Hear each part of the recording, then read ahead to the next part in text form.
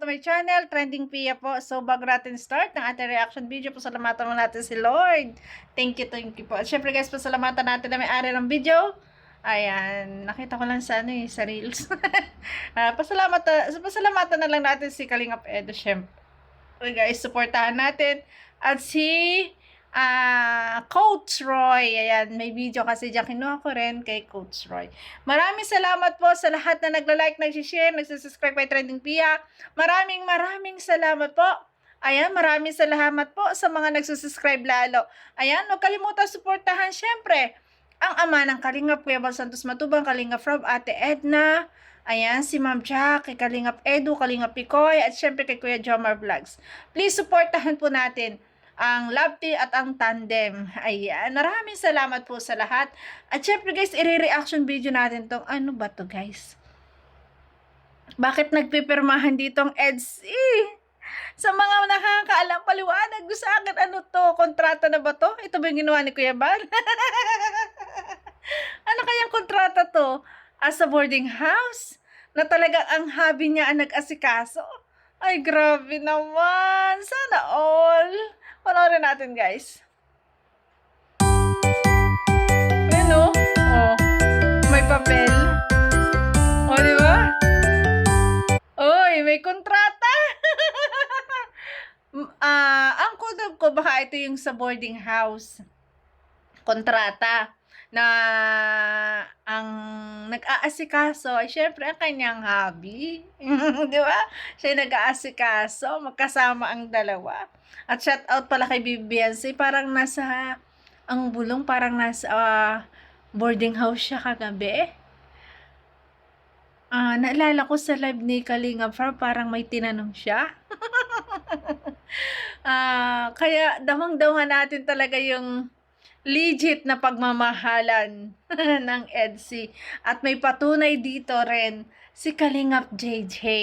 Grabe. Grabe ang interview po ni Coach Roy. Panoorin natin. Yun. No bro. Bro. Jump straight. Bro. Yellow Mags. D. Isa pa. Jump straight. Anong film mo? Feel ko, lakas. Malakas O, lakas kang sumuntok. Uy, nakapag-video pala ako dyan, bro. Si Papa Eds. Gwapong datingan natin ngayon. Wow, bago ang prank. Tapos ako hindi pinansin. Kasi, Siyempre, meron na inspirasyon. ayun. Sino Ay, kaya? Sino kaya? grabe. Kuya Jilo. Siyempre, yung wife niya. Ay, Ayun! blooming at poging-pogi ang Kalingap Edo. Sino nga namang inspirasyon? At sino pinapagwapuhan? Siyempre nga naman, ang wifey. Grabe. Parang yung edad nila, nagpapanghaabot na rin, no? Parang magkamukha na rin silang dalawa. Grabe. Huwag daw maingay. Secret! bakit gusto mo na din maging magka-wifey? Uy. Kasi meron daw nabalitaan ko holding hands. Over the table at under the table. Ay, wala naman. Paano naman si D? Paano? Bakit may holding hands under the table? Parang naalala ko yung guys, kabataan ko Unang boyfriend ko guys, high school ako, 4th year high school. Unang date namin, parang yun ay sa Lumian. Oo nga, Lomi at saka halo-halo ang na-order doon, tsaka mga pansit, yan, ganyan. Unang date ko, magkahawak ang kamay na nahiya ipakita. Nahiya sa mga tao sa ilalim. Magkahawak ang kamay. Ano ba yan? Sa EDSI, naaalala natin ang ating kabataan. Ay, grabe. Meron ka. Kasama rin ako nung pag natin Paano na? Kay Dara. Pinubuking ka, bro. Walang holding hands. Walang holding hands pa kasi nanliligaw ka pala. Hindi ako nanliligaw.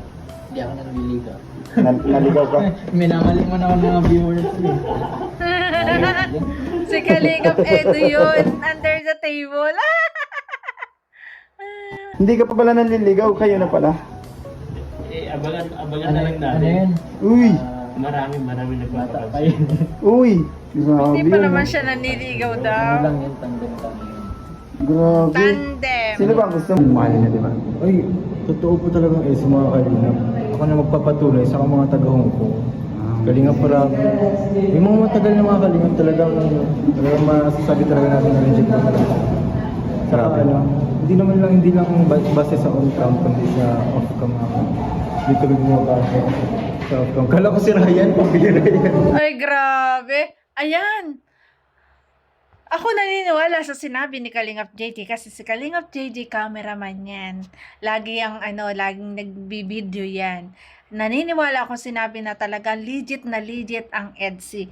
Kasi syempre kasama siya palagi at nakikita niya off-cam. Grabe, tama yung sabi niya. Hindi siya nagbabase sa on-cam. Sa off-cam syempre siya magbabase. Kaya doon niya nalalaman na talagang doon ang legit. Tapos ngayon guys, yung pagka-legit na yun, kahit pa daw itanong sa mga taga-Hong Kong guys. Tapos guys, yung pagka-legit na yun, ngayon talagang legit na legit. Simula nung na-prank, ay grabe, talagang, ay, nakakatuwa naman. Talagang mahal na mo. Ramdam natin yung pagmamahal nila sa isa't isa. Ay grabe. Ni Ryan. Thank you, Kalingap JJ. Thank you, Coach. Grabe yung bulong na yon ni Kalingap JJ. Yun, kasama natin si Papa Ed. Yes, Papa Ed. Ayan, panoorin natin tong interview kay Papa Edu. Kumusta? Busog? Sogbu. Oo, sogbu. Grabe. Sogbu. Kumusta yung Ito prank yung natin? pagkatapos guys ng party nila, kumain, nag-dinner sila, ayan. Kanina. Ay, grabe, mukhang successful naman. Galing Yes, mo umarte dun. Ay, sobrang successful ang prank. siyempre, salamat sa ating mga kasamahan. Di magagawa natin lahat kung hindi ang ating coordination lahat. Pero galing, talagang Yes. pagdating namin, ganun ba parang acting natin. Sayang nga eh. Mahina pa yung paano, kulang pang wala tayong make artist eh. Yun, oo. Halata eh. Pero anong naramdaman mo nung nakita mo yung expression ni Biancy? Naano ako ah.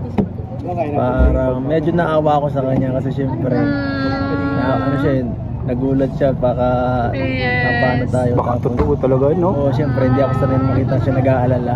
Kasi ako lagi okay naman ako. Karaniwan ako yung nag-aalala. Oo, ayun. Wow, grabe. Naawa siyempre si Kalinga Pedro kasi hindi niya akalain na ganun yung talagang caring na nakita niya kay Beyonce, na ganun yung pag-aalala, na talagang nandun yung love, grabe. At naramdaman niya yun.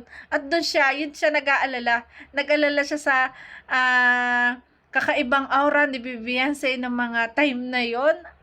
Nag-alala siya na baka matakot, baka himatayin. Ganon talaga pag mahal mo. Grabe guys. Kung ako ngayon, baka pagkarating, yapus-yapus ko na doon. Kamusta ka? Ano nangyari sa'yo? Diba? At baka habandaan, umiiyak na ako. Takot. Takot ako. Siyempre, diba? Lalo't na what if ka na agad, paano? Tapos ganyan. Tapos dapat ganon. Diba? Laging ganon. Kita ko kasi parang maluluan siya kanina. Medyo kanina naluluhan siya, Yes. sobrang pula ng mukha niya. Walang pula na. Tapos nung nakita yung sa braso, First wala time na naman makita sugat. siya nagkaganon. Kasi lagi lang siyang compose kapag ano eh. Laging kulang, ganon, walang emosyon. At the same time, masaya ka rin. Yes, sobrang. Pero kahit ganun pa man, masaya ako dahil parang inano niya pa, pinaranas niya na ganun pala siya mag-comfort na ano, tapos mag-alaga baga. Para Gano'n siya mag-care, no? Magmahal. Ay! Grabe. Ganon mag-care at magmahal. Kikinig Yes. daw. Grabe yun. Yun. Ayos. Grabe. And successful yung ating Yes. successful yung ating Successful. prank.